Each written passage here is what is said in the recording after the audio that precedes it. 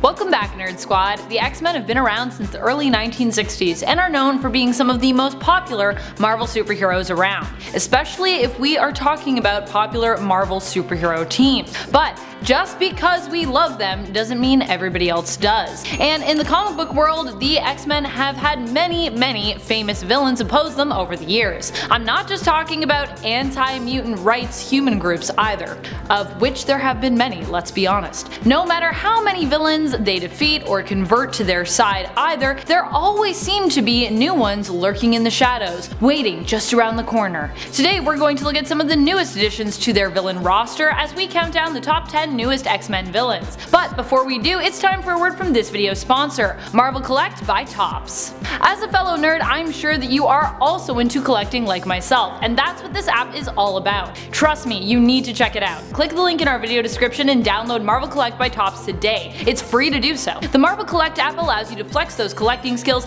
expanding and creating a Marvel digital card collection. And with so many awesome character cards to collect, with tons of different art, you are going to want them all. Even better, not only can you collect, but you can also trade cards with fellow fans around the world. Also, are you obsessed with completing sets and beyond that, goals and missions? Then this app is definitely for you, with tons of missions for you to complete and rewards for you to unlock on a daily basis. So be sure to join me in feeling accomplished by getting, collecting, and trading those digital cards in the Marvel Collect by Topps app today. Just click that link in our video description. And you can join us in collecting and trading on the app by searching our username Top10Nerd. Alright, now that we've started collecting, let's also get counting when it comes to these new X-Men villains.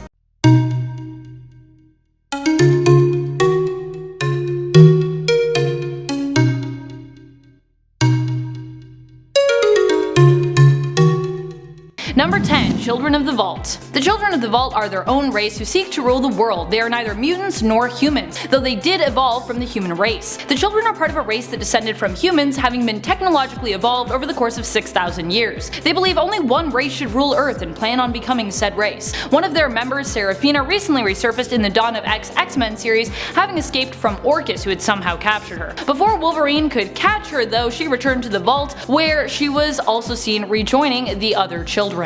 Number 9. Phalanx. So the Phalanx are kind of complex. If you are familiar with the Phalanx, it's probably because you are familiar with the Annihilation Conquest story arc from 2007 to 2008. The Phalanx work basically to destroy matter and upload it to a hive mind of data using the techno-organic virus, assimilating all organic and inorganic matter that they come across in the universe. So they're basically like the Technarchy, but the Phalanx share a collective mind, where the Technarchy are individuals. Phalanx aim to absorb all matter in the universe and eventually manage to threaten all of Earth and mutant kind respectively. It is only through Moira's regeneration abilities that we know the great risk this hive mind tech race could pose, and has posed to the X-Men and all of life before, in a previous one of Moira's lives. Number 8. The Supremacy. The Supremacy sought to take down and defeat the X-Men in an alternate future. We learned a bit more about them in Powers of X. They were the ones behind Nimrod the Lesser and eventually Nimrod the Greater, and their library of Homo sapiens and mutants alike. After years of breeding mutants in camps to use as their slaves and hounds to fight against their own kind who had revolted,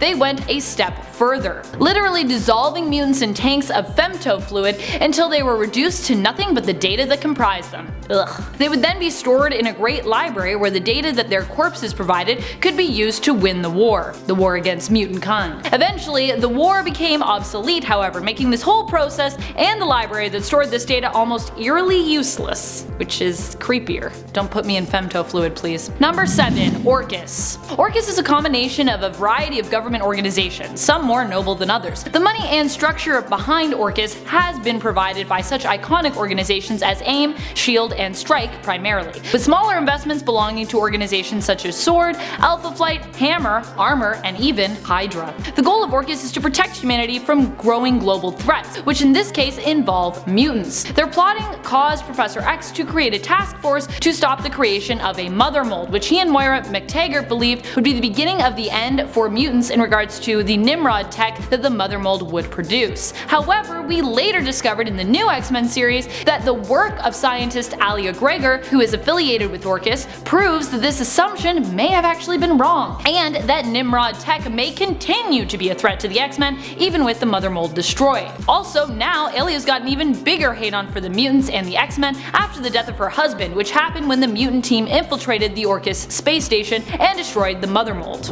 Number 6. Chenzhou. Chenzhou is a very wealthy politician who was publicly humiliated by Kate Pride. Yeah, she's dropped Kitty and she's just going by Kate Pride now. And Bishop. She was humiliated when she attempted to blame mutants for her missing husband, who turned out had actually just joined a kind of cult of worshipping and celebrating mutants. So that's kind of awkward for her. Frustrated, she decided to make a very generous donation to anti-mutant organizations and aims to continue her own fight in the war against mutants. She donated to one very specific anti-mutant organization actually, which we'll talk about soon. Number 5. Zeno. Although the creation and unity we have seen from the mutants in the Dawn of X relaunch has allowed them to shut down those programs who would use mutants as test subjects and as a means to advance human evolution, that doesn't mean that the people behind those organizations just disappear. In fact, it seems that instead the few people left who still believe in them have found one another and created a more secretive organization in the shadows known as Zeno. Zeno was the group behind the assassination of Charles Xavier in the X-Force series, and while X was successfully resurrected, Zeno still created quite a shiver of panic among the mutants of Krakoa. This organization will likely continue to pop up as an enemy to mutants and the X-Men throughout the relaunch, and they are ruthless, resourceful, and terrifying in their methods, successfully using the captured Domino's skin to ensure their assassinations team success. Ick. Graphic. Get it? Because they graphed her skin? Ew. Gotta get that luck though, gotta just slap that luck skin onto ya.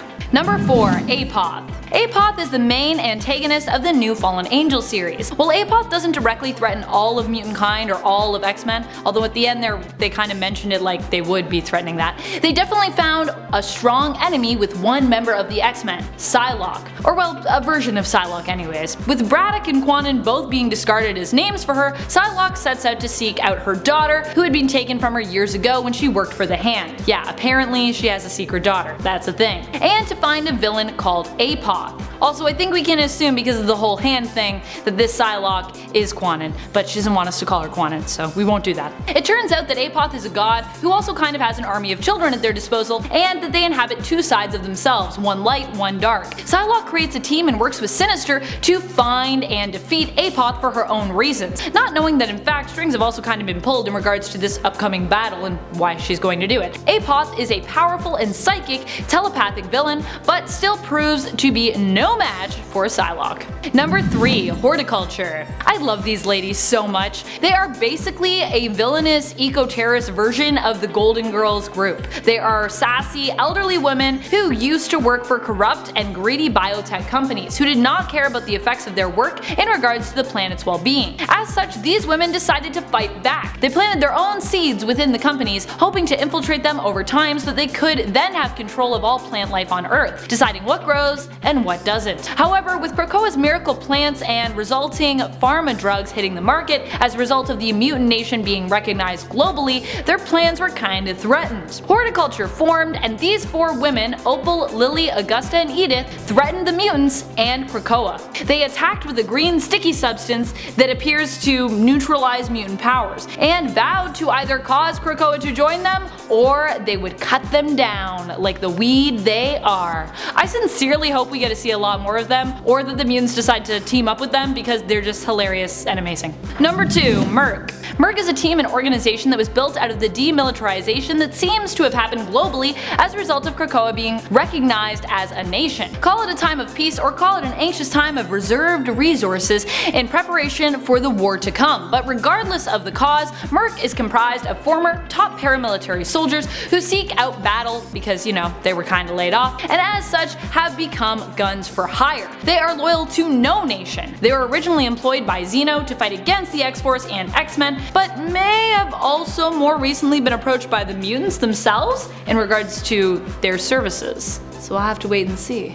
They were fighting against them, but maybe they can be used. Number 1. Hominis Virendi. While the Marauders might operate separately from the X-Men, they are still comprised of a lot of former and current X-Men members, including one of the original team members, Bobby Drake, and it also includes Storm! Yay! This team is led by Captain Kate and ends up going up against the anti-mutant organization Hominis Virendi, which is comprised of former Inner Circle members of the Hellfire Club. Sort of. Also, can we just acknowledge how great the Hellfire trading trading company is though. Separate of course from Hominis Virendi, but still, they're really cool and I just had to shout them out because yeah, they're really fun. Hominis Virendi were previously known as the unofficial Hellfire Brats and were originally part of the Hellfire Academy. The team also has their own White Queen, Black King, and the like, similar to Krakoa's Quiet Council and the former Hellfire Club. But of course, they're all kids, they're all little, non-mutant kids who just wanna hate on mutants. Evil children, evil children. Thanks so much for watching Nerd Squad, and thanks to our sponsor, Marvel Collect by Topps. Be sure to check out their app by clicking the link in our description. Who are some of your favorite new X-Men villains? Do you have a favorite Dawn of X relaunch series so far? Are you excited for the giant size issues that will be coming out soon?